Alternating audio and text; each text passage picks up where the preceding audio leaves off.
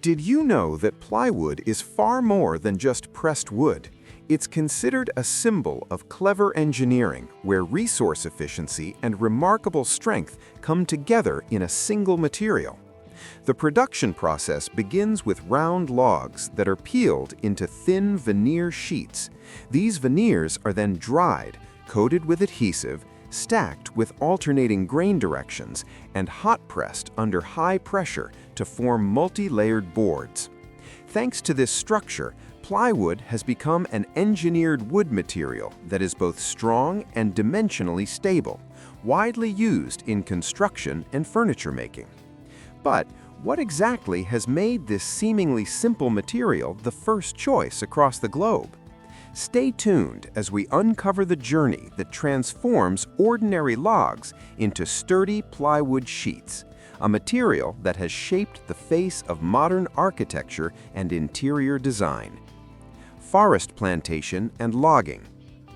The rise of the engineered wood industry, especially plywood, rests on a foundation that often goes unnoticed: planted forests, managed like a carefully designed green machine. Unlike natural forests that can take centuries to regenerate, plantations of acacia, eucalyptus, or pine reach harvestable size in just 7 to 20 years. Each hectare usually holds 2,000 to 3,000 trees, staggered in different age groups to ensure a continuous supply, a model that frees the industry from relying on the logging of old-growth forests. Globally, industrial plantations now exceed 290 million hectares, providing more than half of all raw material used for plywood. The cycle is tightly controlled, from seed, bred to produce straight trunks with uniform grain, to the nursery stage, then on to maturity in the plantation. Trees are planted in plots with carefully calculated spacing to maximize land use, while ensuring light and nutrients are evenly distributed throughout their life cycle.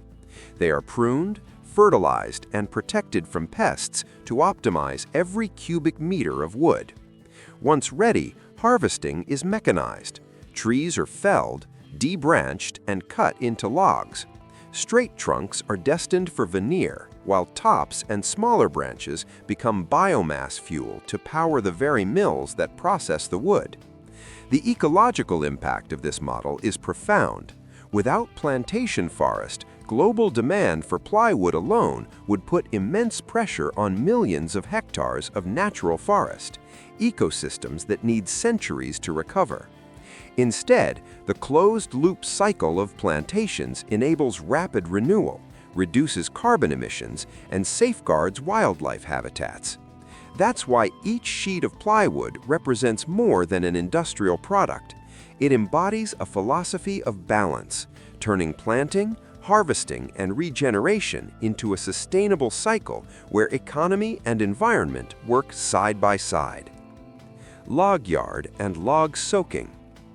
When logs leave the plantation, they still retain natural moisture within their fibers. Yet once stacked at the mill, if not carefully managed, they can quickly dry out, crack, and lose their natural resilience. That's why the log yard serves not only as a storage, but also a kind of rest station for raw material. Here, the timber is regularly misted or sprayed with water to maintain stable humidity, preventing deformation during storage.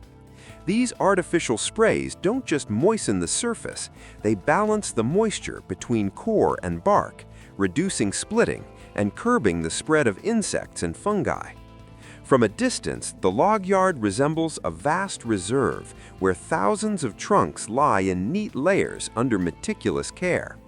This preservation ensures each log retains its original quality, safeguarding the stability and strength required to advance into the industrial cycle. Before processing begins, the logs are immersed in hot water basins or placed in steam chambers at temperatures ranging from 80 to 100 degrees Celsius. The heat softens the wood structure, allowing cellulose fibers to expand and relieving internal stresses, which prevents the logs from cracking. Depending on the species and diameter, soaking can last anywhere from several hours to an entire day. During this period, heat and steam penetrate all the way to the core, creating uniform consistency from the outside in. Once removed from the basin, the logs have reached the flexibility and stability required, ready for precise machining. Veneer peeling. Once the logs have been softened by heat, each trunk is cut into sections measuring 1 to 2.6 meters in length, depending on the panel size to be produced. Before cutting, the logs are aligned using a laser measuring system or mechanical gauge to determine the optimal length, maximizing usable volume while removing major defects. The ends are then cut flat, smooth, and square to ensure a secure grip when mounted onto the spindle of the peeling lathe. At this stage, the entire log begins to rotate at speeds reaching hundreds of revolutions per minute, turning the trunk into a giant wooden roll ready to be unwound. A steel knife more than 3 meters long, sharpened at an angle of about 20 to 23 degrees, presses firmly against the surface opposite it. The nose bar applies steady pressure, compressing the fibers and preventing cracks during peeling. With each revolution, a thin veneer layer only 1 to 3 millimeters thick is sliced away, unrolling in a continuous wooden ribbon. Veneer thickness is precisely determined by the micro-adjusted distance between knife and spindle, combined with rotation speed. A deviation as small as 0.1 millimeter can render an entire sheet unusable. Modern control systems integrate real-time thickness sensors, sending continuous data to processors that instantly tune the blade. This ensures each veneer sheet remains consistent, not so thin that it tears, not so thick that it resists pressing. When the log is reduced to a small core that can no longer be peeled, the veneer is cut crosswise into standard panels and stacked neatly.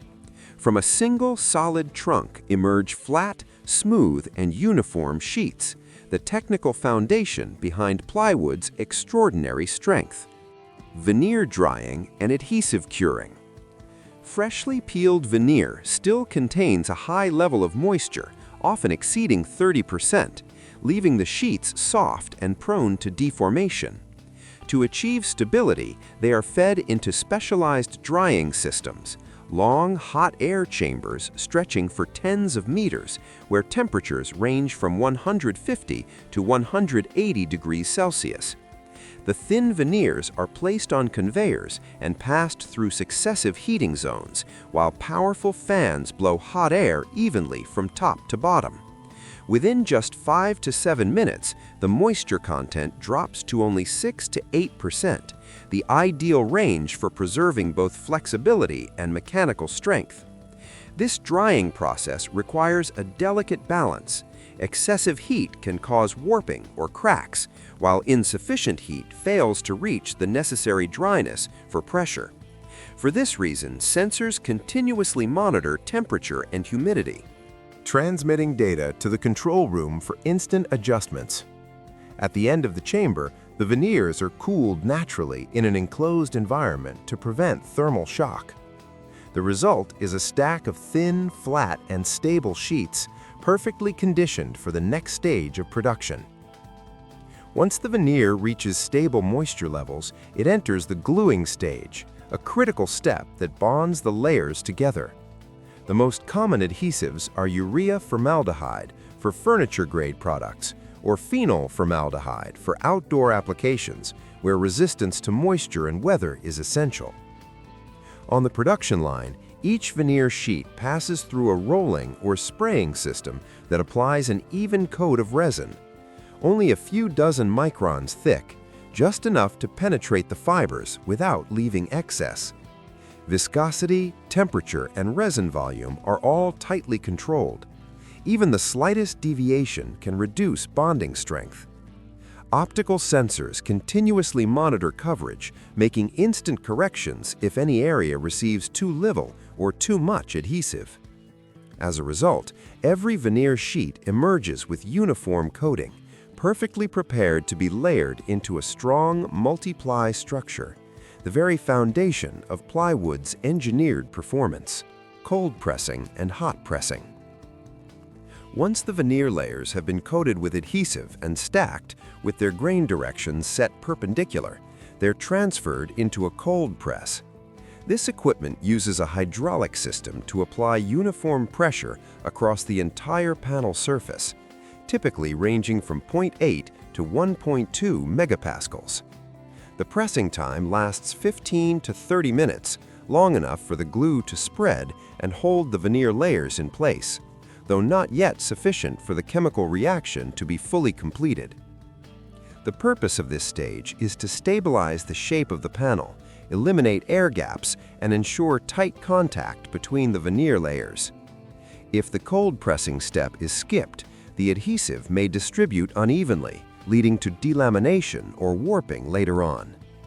After the cycle ends, the multi-layered panel has taken on its preliminary form, strong enough to be safely moved to the hot press, where higher pressure and temperature will finalize the bonding process. After cold pressing, the glued veneers are transferred into the hot press, the stage that ultimately defines the quality of plywood. The press uses thick steel heating plates that distribute heat evenly across the board surface.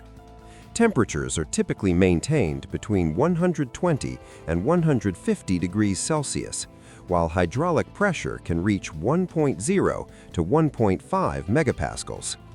And under the combined effect of heat and pressure, the resin undergoes a chemical reaction, penetrating deep into the fibers and bonding the veneers into a single unified block. Hot pressing time varies with panel thickness, usually lasting 4 to 7 minutes per cycle. Throughout the process, sensors constantly monitor temperature and pressure, adjusting automatically to avoid overpressing, which could cause cracks, or underpressing, which would leave bonds incomplete. When the cycle ends, the plywood sheet emerges flat and smooth, with uniform thickness and high mechanical strength. It is at this stage that plywood truly takes shape as a finished engineered material, combining the strength of many layers of wood, yet performing as one solid whole. Cutting, sanding, and finishing. After leaving the hot press, plywood sheets are moved to the cutting area where they are trimmed to standard dimensions. High-speed alloy steel saw blades make precise cuts with clean edges, while also removing any excess margins or defects formed during pressing. Each panel is carefully aligned to guarantee perfect squareness and uniformity across all sides. Immediately afterward, the surfaces are treated by a multi-roll sanding system. Rotating drums coated with fine abrasives work continuously, gradually removing rough spots and producing a smooth, bright finish. An integrated dust extraction system captures wood particles throughout the process, keeping the surface clean at every stage. Thanks to this finishing step, each plywood sheet achieves high geometric accuracy, along with a uniform, refined surface ready for further use. Before leaving the production line, every plywood sheet undergoes a quick inspection for thickness, flatness, and layer adhesion. Basic tests such as bending or bond strength checks ensure that no sheet contains technical flaws and that each one meets usage standards. Right after testing, the panels move to the packaging area. They are neatly stacked into bundles ranging from several dozen to as many as 100 sheets, and secured with steel straps or heavy-duty plastic bands. Each bundle is wrapped with a protective layer of polyethylene film or craft paper to guard against moisture during transport. Labels are attached specifying dimensions, production batch, and quality certification. Finally, the bundles are lifted by forklifts and transferred to the storage area, a dry, well-ventilated space with stable temperature. Here they are arranged in orderly rows, ready for dispatch and distribution to the market. Recycling into particle board. In the plywood production line, nothing goes to waste. The remaining log cores, after peeling, along with edge trimmings, defective veneers, and small branches, are all collected and sent to the particle board line, where they begin an entirely new industrial journey. First, the wood residues are chipped into particles of different sizes. Larger chips are reserved for the core layers, while finer ones are used for the surfaces. The particle mat then passes through vibrating screens that remove impurities, metals, or oversized fragments. Next comes drying.